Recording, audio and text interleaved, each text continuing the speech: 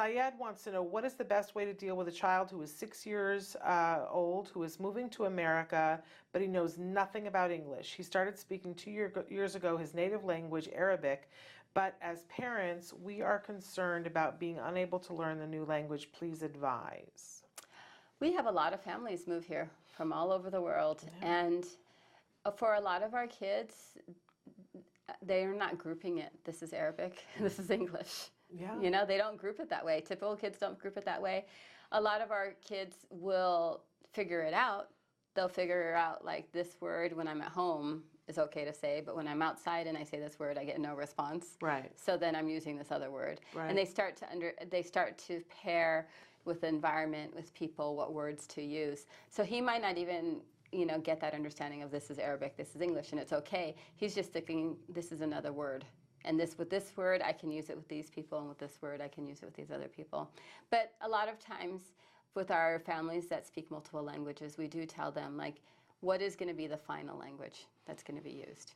Like, think about the long term. If you're only in the U.S. for a year, you might consider just staying in Arabic the whole time, as much as you can.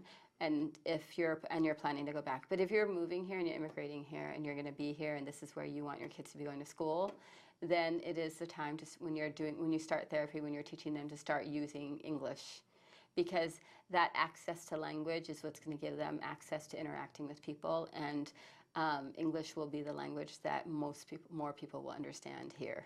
Yeah. You know, so a lot of families worry about, like, losing language, but we talk about more, like, and it varies. So many kids, we have the younger kids that really start young. We say do English now because learning to speak or communicate is a language in itself. Yeah. So we just choose one, you interact, and then a lot of our kids go on and they become multiple language speakers later on, because it's just like, oh, once I know it in one language, then I can do it in multiple languages. Exactly. It's not a problem.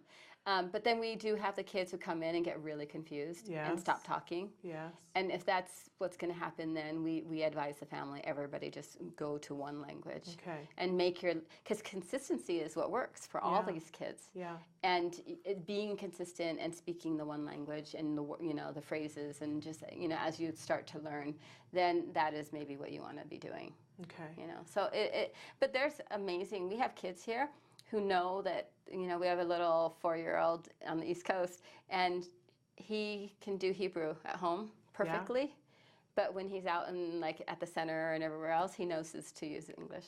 Isn't that amazing that they can get that distinction? Yeah, and he's on the spectrum and started out non-vocal and the whole deal, but he knows exactly who he can talk to. And the amazing thing is now, you know, I look at the kids and the things that they are learning from television programs, from educational DVDs that they don't know are educational DVDs, and from video games. Like, they're learning other languages through osmosis, playing a game, and they don't know that they're learning. I would encourage you, don't you think that Camp Discovery would be great for this kid? Camp Discovery would really be So there is an app online that's a free app that is used here at CARD. It was designed to go in conjunction with a skills account for a young English language learner. It's a fun game. It's going to be free. You download it and they'll learn all these English language things. I think that's fabulous. But the other thing that I've always recommended to people, and it's old school, y'all, it's old school, but Leapfrog has a DVD that's called The Letter Factory. Oh, yeah. And I swear by that to teach any kid the alphabet, because they use science, and what they do is they give a visual representation of the letter. They give it personal features to it, so that it, like, the letter K walks and talks and has his little buddy, the little K, with him, and they always are doing emotion. So they kick, right? And so there's a thing, and the kids kick in the video, and then there's a song that goes with it. They use every mnemonic device for the kids to be able to learn the alphabet and the sounds of the alphabet. It's amazing, and you can probably get it on eBay. They should re-put it out because it's an amazing thing. But that's just my advice.